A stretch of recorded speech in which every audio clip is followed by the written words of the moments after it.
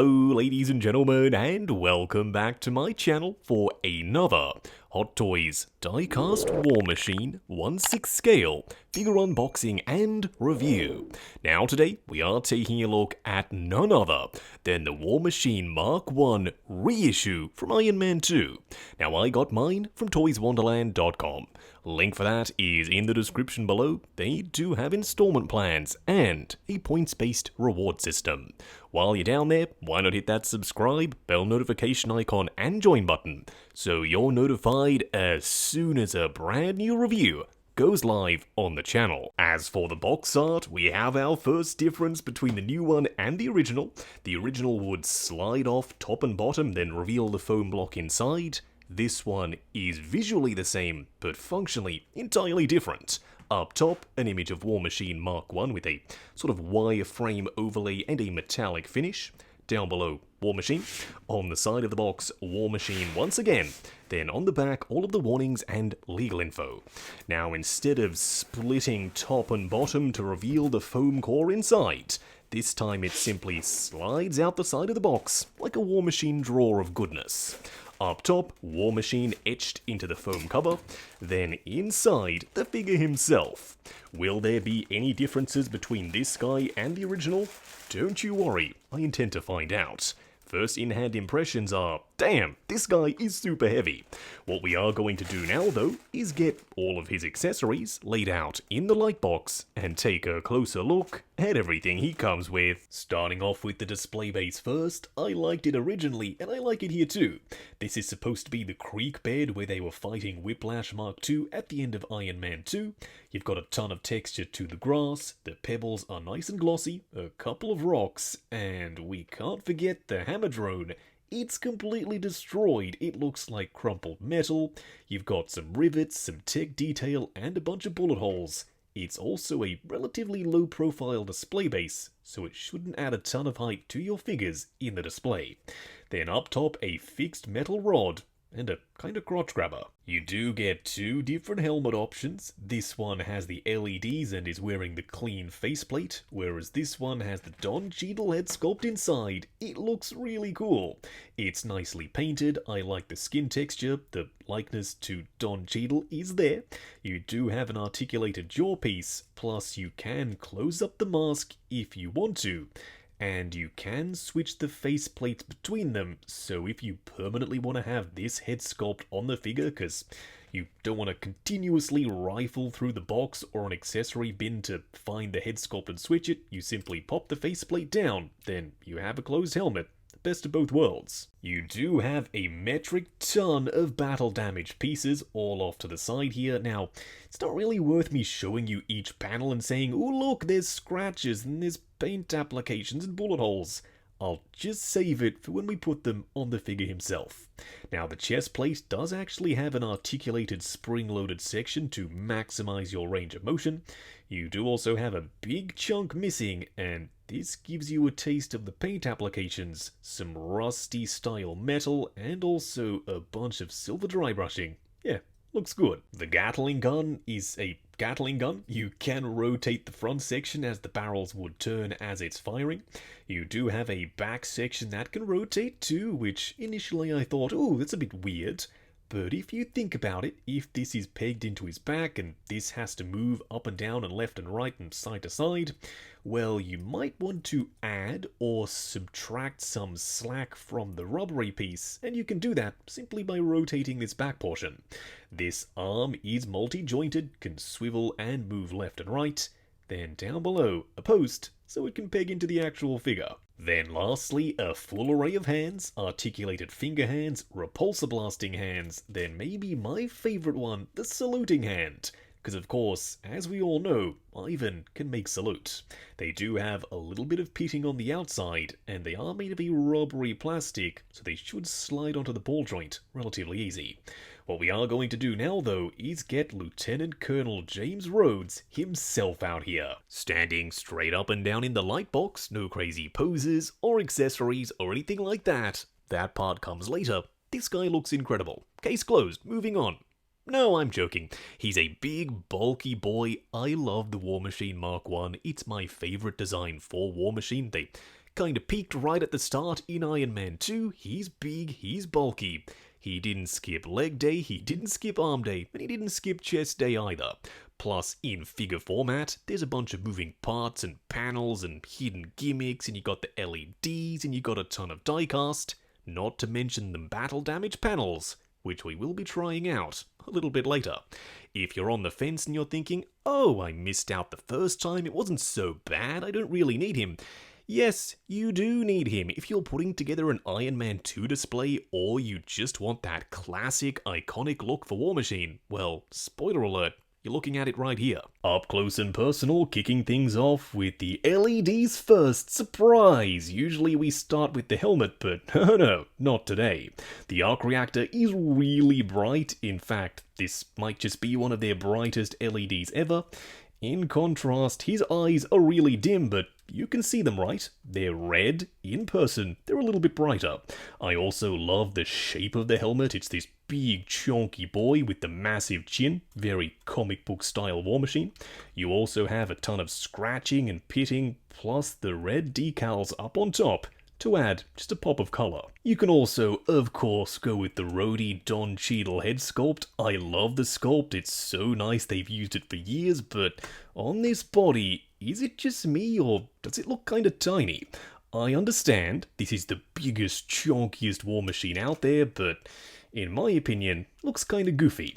Now, if you want to still have the option of closing the faceplate, you totally can. Don't forget, this chin is articulated, so when you put the faceplate down, simply move it up. Around the back, his Gatling gun is on a nice smooth sliding rail, and luckily this rubbery hose is connected well enough, so when it's plugged in and you move it, fingers crossed, it should sit in position. The Gatling gun also has multiple joints, hinges, and swivels. Plus, the back can rotate, and the front as well. Now, you also have these flaps that do have some thrusters hidden on the inside. Then some teeny tiny little thrusters down below. Not sure how much good they're going to do, but they're there, and they're posable. Around the front, what a lovely A-pose, I hear you say. Thank you, but no, it's not for posing. We're here to look at some party pieces. If you pull down this front panel, it's spring-loaded. We do have a proper opening mechanism for the ex-wife launcher, and if you want to, you can slide the ex-wife in. Although, number one, that sounded really terrible, but number two, once you have the missile in there, you kinda can't really see it anyway. On the other side, if you pull down this panel and open it up, you have the missile pod, which, correct me if I'm wrong, but I don't think we actually saw in the movie. I will be trying out all of the battle damage. I'm very curious to see that myself, but the armor in and of itself is pretty scuffed up. You've got scratches, you've got some silver dry brushing on the high spots. Overall, I think when we put the battle damage pieces on him, it's not going to be one of those situations where it looks super out of place because the rest of the armor is clean, because, as I said, it's not clean, it's filthy. You do have a couple of decals for the US Air Force and 001 for War Machine Mark 1, plus his tail number for Edwards Air Force Base up top. Then down below on his gauntlets, some proper articulated guns. They've also got some decals. Are these the guns that I'm going to have him firing in the display versus the repulsors or the Gatling gun or the missile pods or the ex-wife? I don't know. We'll find out a little bit later. Coming down to the legs, if I had to use one word to describe them, just like this entire figure, it would be huge. They're really chunky. His upper thighs are massive. There's a ton of metal here. It feels nice and cold to the touch. Around the back, you've got some proper opening panels with some thrusters, although Hot Toys. That little piece right there, that's unpainted grey plastic, you sneaky devils. Why? This guy's a relatively expensive figure. He's also a metal engineering marvel. Why did you all use unpainted grey plastic on a piece that's otherwise painted in bright silver? You do have some opening panels that are held on magnetically, both on the inside and outside of his leg. Then down below, some gold accents for his boot, plus some chipping and some sculpted in tread underneath. If you're wondering, hey, what does War Machine look like with all the battle damage pieces on? Yeah, I'm wondering that too. If you're screaming at your screen saying, Justin, what the hell? I wanted to see you put on all the panels, I want to use this as a tutorial. I'm sorry, I'll take the battle damage off and you can see where all the parts and pieces go in just a minute. The chest plate has some bullet holes and some gashes. There's an exposed section right here. Weirdly enough, there's one scratch on the inside of his gauntlet on the left side, not sure why. This shoulder pad has a crack up on top with some silver dry brushing, looks really good. He's also got a scratch on his missile pod. His faceplate is completely destroyed. Then the last piece up front is the Gatling gun. It's been sliced off. I really like that too. Around the back, he's got these thruster sections with a bunch of scratching. And this is really interesting because this is actually the battery compartment. The scratch continues onto the thruster. Now it's kind of weird that this piece is really clean and this one really isn't. But you can suspend your disbelief because it's on the back of the figure. Do let me know which look you prefer, clean or battle damaged. Like I said before, the battle damage kind of blends in with all the scratches everywhere else. It doesn't look super obvious and ugly.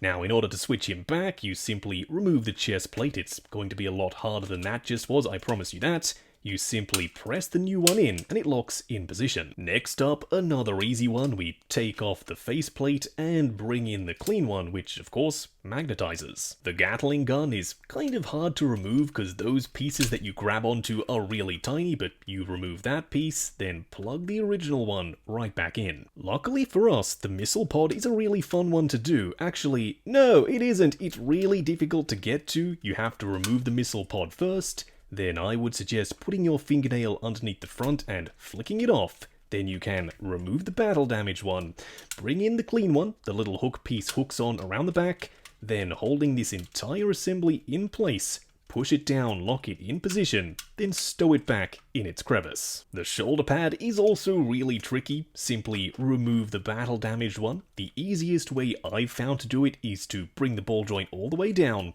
pop your finger underneath so you have something to actually push against, then line it up with the hole in the shoulder pad and simply push it on and in position. We, of course, can't forget this panel. You simply wedge your fingernail behind it and take it off. He says simply as he struggles a bunch, but oh no, it comes off eventually. Then pop the original one right back on. These entire thrusters, which are articulated, are also on magnets. You slide them out. Then bring in the original piece, which magnetizes in place. You had a battle damage one, now you have a clean one. This one I genuinely can't show on camera because I've got to hold this guy and wrangle him and unscrew the screw, but you flip this panel up, unscrew that Phillips head screw, remove the battle damage battery compartment, then put on the clean one. For a quick side-by-side comparison, here we have the Reissue Diecast War Machine on the left and the original on the right with the LEDs turned off. Spoiler alert, they're like 98% identical.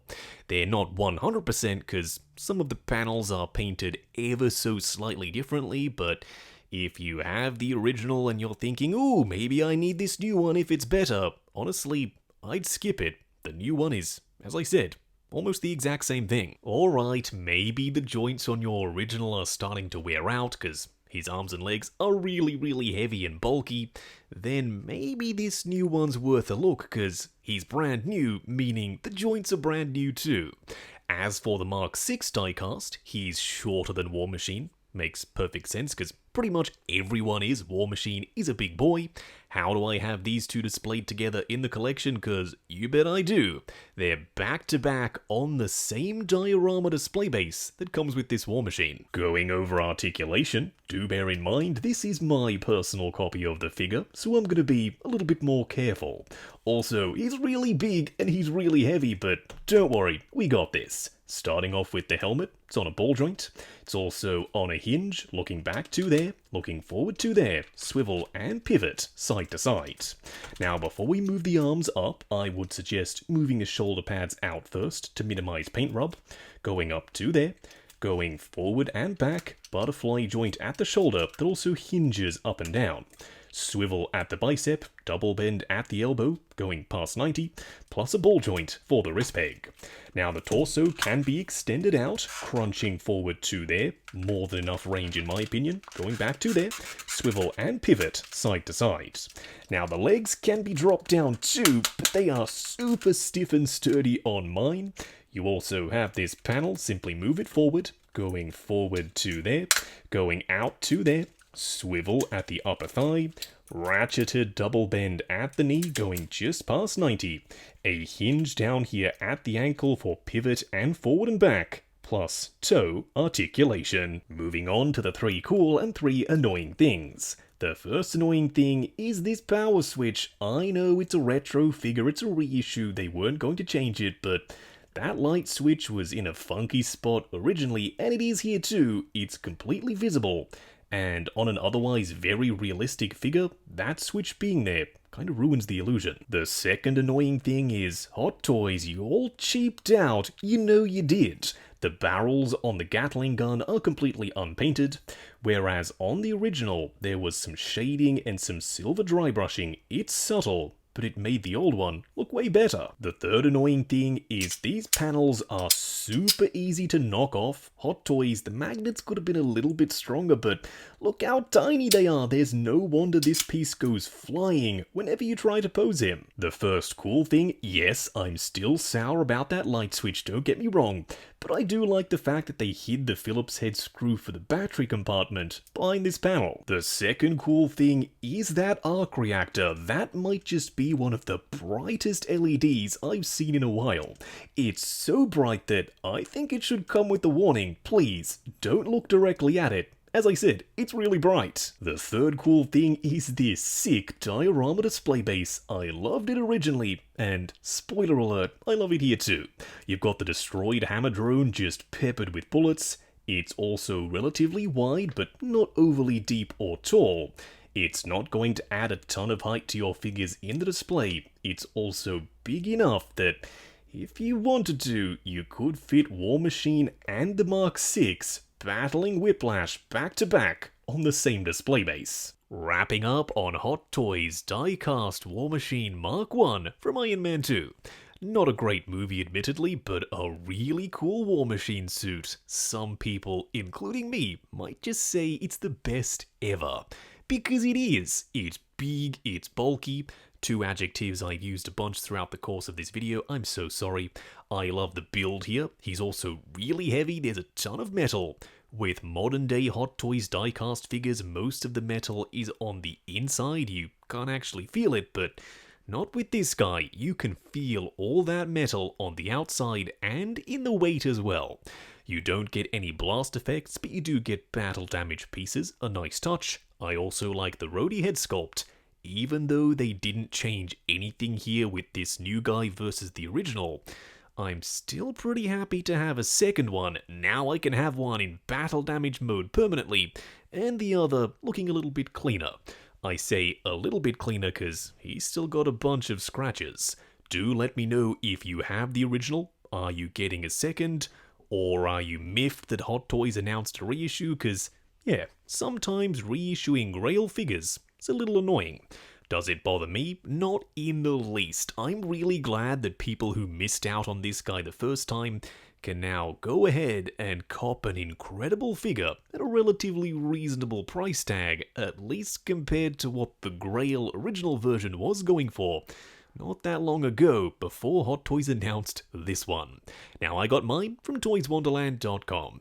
Link for that is in the description below. They do have installment plans and a points-based reward system.